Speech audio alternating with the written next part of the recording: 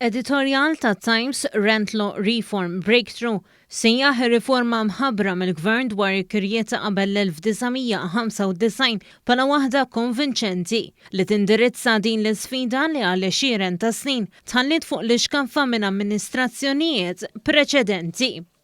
Innota kif il-Gvern qabad il-barri minn qrunu dwar din l-isfida nazzjonali u se jkun kreditu tiegħu li din il-kwistjoni tiġi riżolta darba għal dejjem.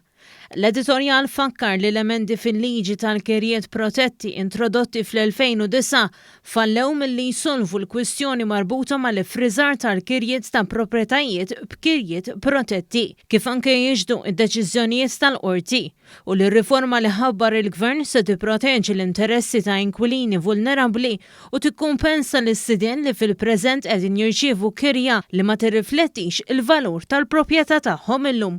F'kuntest li inkwilini vulnerabbli ilhom għal snin jgħixu fil-biża' li se jispiċċaw mingħajr saqaf fuq rashom, l-editur ta' tat-Times irrikonoxxa kif il-Gvern impenja ruħu li jiżgura li inkwilini vulnerabbli b'riżorsi finanzjarji limitati ma jkollhomx għalfejn jinkwetaw dwar is-sigurtà tal-kirja tagħhom. Iżda b'ton differenti minn dak tal-editorjal tat-Times u mar-reazzjonijiet pożittivi ta' bosta msieħba għal din ir-riforma, il-Partit Nazzjonalista baqa' iżolat fit-tmaqdir. Fuq il-programm Extra, id-Deputat Nazzjonalista Ivan Bartolo, viżibilment skomdu meta mistoqsi mill-preżentatur dwar x'għamel il-Gvern Nazzjonalista fl-aħħar 25 sena dwar din l-isfida, ma l-issen ebda soluzzjoni li natat u minflok ammetta li faċli wieħed imaqdar mill-oppożizzjoni. Ġifieri tajjeb illi ngħidlek u tajjeb illi tkun taf illi aħna dejjem konna proattivi f'dan rigward tgħidli sewwa tkun fl-oppożizzjoni gallarija.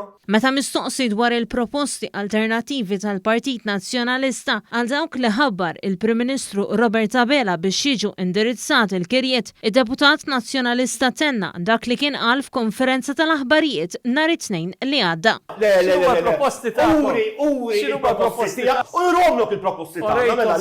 Se jkollok il-proposti tagħna. Mhux problema.